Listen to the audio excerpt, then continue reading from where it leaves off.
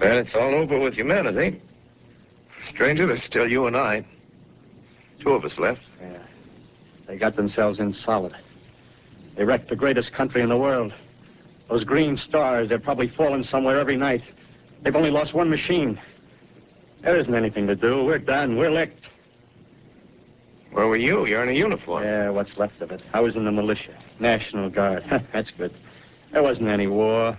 Any more than there's war between men and ants. Yes, but we're eatable ants. I found that out. What'll they do to us? I filled it all out. Right now, we're caught as we're wanted. The Martian only has to go a few miles to get a crowd on the run.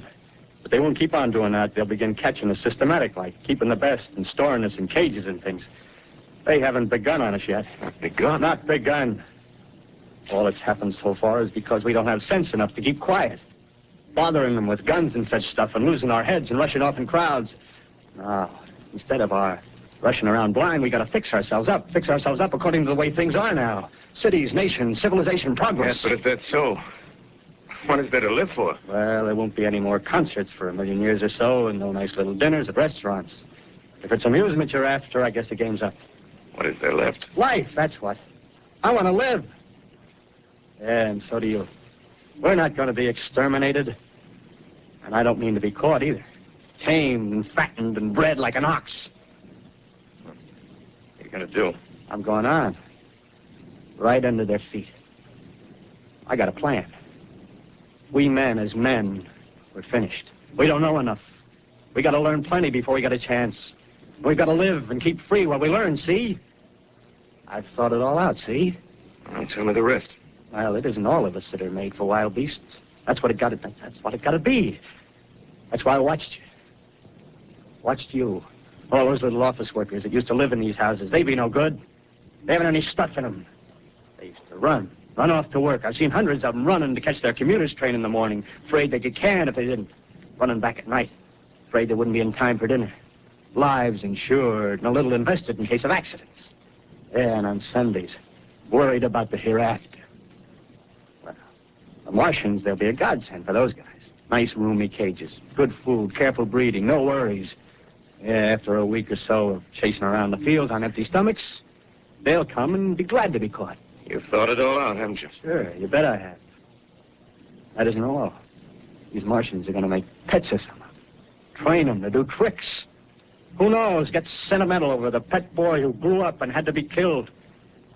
Yeah, and some maybe, they'll train to hunt us. Oh, no, it's impossible. Human Yes, they will. There's men who do it gladly. If one of them ever comes after me, by... In the meantime, you and I and others like us, where are we to live when the Martians own the Earth? I got it all figured out. Live underground. I've been thinking about the sewers. Under New York, there are miles and miles of them. The main ones, they're big enough for anybody. And there's cellars, vaults, underground storerooms, railway tunnels, subways. You begin to see, huh? We got a bunch of strong men together. No weak. That rubbish, out. As you meant me to go. All right. Give you a chance, didn't I? Won't quarrel about that. Go on. Well, we got to make safe places for us to stay in, see? Get all the books we can. Science books.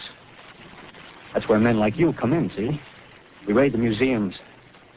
We'll even spy on the Martians. May not be so much we have to learn before... Just imagine this. 4 or 5 of their own fighting machines suddenly start off. Heat rays right and left. Not a Martian in them.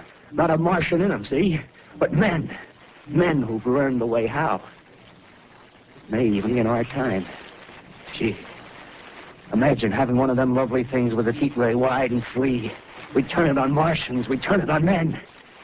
We'd bring everybody down on their knees. That's your plan. Yeah. You, me, a few more of us. We'd own the world. I see. Hey.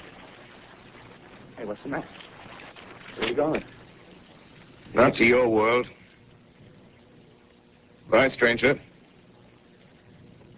Well, after parting with the artilleryman, I came at last to the Holland Tunnel, entered that silent tube. Anxious to know the fate of the great city on the other side of the Hudson. Cautiously, I came out of the tunnel and made my way up Canal Street.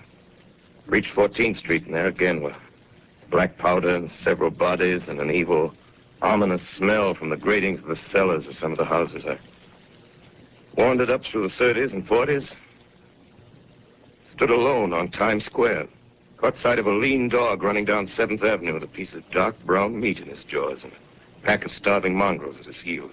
Made a wide circle around me as though he feared I might prove a fresh competitor.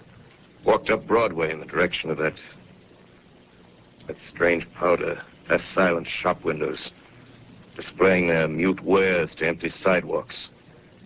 Past the Capitol Theater, silent, dark. Past a shooting gallery where a row of empty guns faced an arrested line of wooden ducks. Near Columbus Circle, I noticed models of 1939 motor cars in the showrooms facing empty streets. Over the top of the General Motors building, I watched a flock of black birds circling in the sky. Hurried on. Suddenly, I caught sight of the hood of a Martian machine, standing somewhere in Central Park, gleaming in the late afternoon sun. An insane idea. I rushed recklessly across Columbus Circle and into the park. I climbed a small hill above the pond at 60th Street, and from there I could see standing in a silent row along the mall 19 of those great metal titans, their cowls empty, their steel arms hanging listlessly by their sides. I looked in vain for the monsters that inhabit those machines.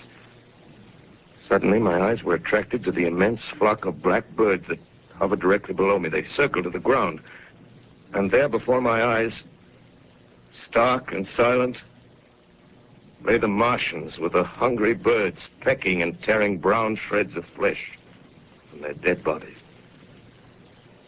Later, when their bodies were examined in laboratories, it was found that they were killed by the putrefactive and disease bacteria against which their systems were unprepared.